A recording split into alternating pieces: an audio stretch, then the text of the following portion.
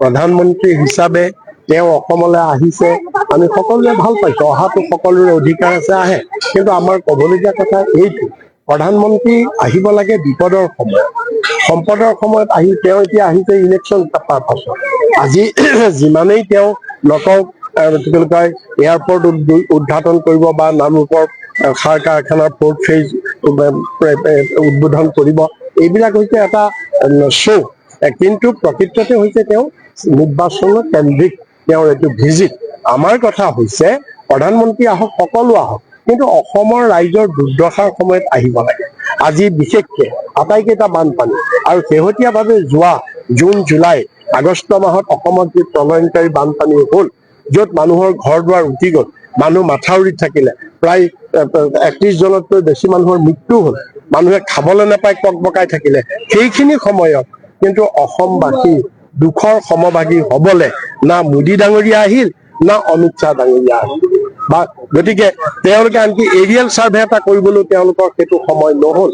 কিন্তু ঝুমুৰ চাবলৈ তেওঁলোকৰ সময় হয়, বিহু নাচ চাবলৈ সময় হয়। গতিকে আমাৰ সেইটো এটা কথা আছে। দ্বিতীয় কথাটো হৈছে এইটো যে আমাৰ অসমবাসী, আপুনি আহিলেই নহব নহয়, আপুনি গামোচাখন ললেই নহব। অসমীয়া মানুহক আপুনি কিমান ভাল পায়, সেই কথাটো আপোনাৰ কাৰ্যৰ পৰা প্ৰমাণ হ'ব লাগিব। আৰু প্ৰমাণ হৈছে যে আপুনি আইনখন আনি অসম চুক্তি নস্যাৎ কৰি দিলে। অসম চুক্তি আজি আপুনি শ্বহীদ স্মাৰক পাতিছে, শ্বহীদ স্মাৰকত গৈ আপোনালোকে সেৱা কৰিছে, কিন্তু আনহাতেদি সেই শ্বহীদকে আপোনালোকে আকৌ বলিদান দিছে। আপোনালোকে এইটো কি বুলি কয় আইনখন আনি আপোনালোকে আমাৰ অসমীয়া জাতিক শেষ কৰিলে, আমাৰ অসম চুক্তিক শেষ কৰিলে। আৰু গতিকে সেই কথা অসমৰ মানুহ, অসমৰ স্বাভিমান। তাৰপিছত আপুনি অসমলৈ আহিলেই নহব, আমাৰ অসমবাসীক আপুনি কি দিছে? আমাৰ মাটিবিলাক কাঢ়ি ললে, আমাৰ জনগোষ্ঠীয় মানুহৰ মাটি, ৰাভা মানুহ, বড়ো মানুহ, হাজং মানুহ, লালুং মানুহ, আমাৰ মিচিং মানুহ, এই যিমানবিলাক আমাৰ জনগোষ্ঠীয় আজি যিবিলাক মানুহ আছে, আমাৰ এই জনগোষ্ঠীয় মানুহৰ লাখ লাখ বিঘা মাটি আপুনি কাঢ়ি আপুনি কাক দিছে? আপোনাৰ প্ৰিয় দুজন ব্যৱসায়ী, আপুনি আদানীক দিছে আৰু আম্বানীক দিছে। গতিকে এইবিলাক আমাৰ অসমীয়া মানুহক আপুনি অকল ইয়ালৈ আহিলেই অসমক ভাল পোৱাটো নুবুজায়, চুচিবলৈ আহিছে, অসমক চুচিবলৈ আহিছে।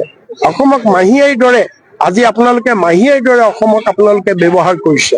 গতিকে আমি এই কথাবিলাকৰ প্ৰতিবাদ কৰিছো, আৰু ইয়াৰ যোগ্য উত্তৰ আমাৰ অসমৰ ৰাইজে অহা 26ৰ নিৰ্বাচনত ইয়াৰ যোগ্য উত্তৰ অসমৰ ৰাইজে দিব।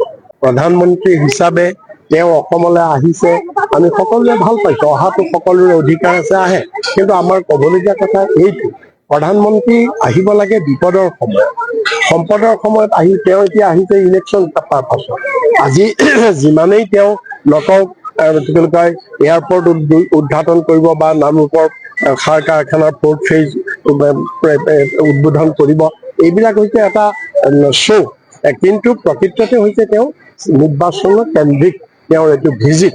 আমাৰ কথা হৈছে প্ৰধানমন্ত্ৰী আহক, সকলো আহক, কিন্তু অসমৰ ৰাইজৰ দুৰ্দশাৰ সময়ত আহিব লাগে। আজি বিশেষকে আটাইকেইটা বানপানী আৰু শেহতীয়াভাৱে যোৱা জুন, জুলাই, আগষ্ট মাহত অসমত যি প্ৰলয়ংকাৰী বানপানী হ'ল, য'ত মানুহৰ ঘৰ দুৱাৰ উটি গ'ল, মানুহ মাথাউৰিত থাকিলে, প্ৰায় 31 জনতকৈ বেছি মানুহৰ মৃত্যু হ'ল, মানুহে খাবলৈ নাপাই ককবকাই থাকিলে।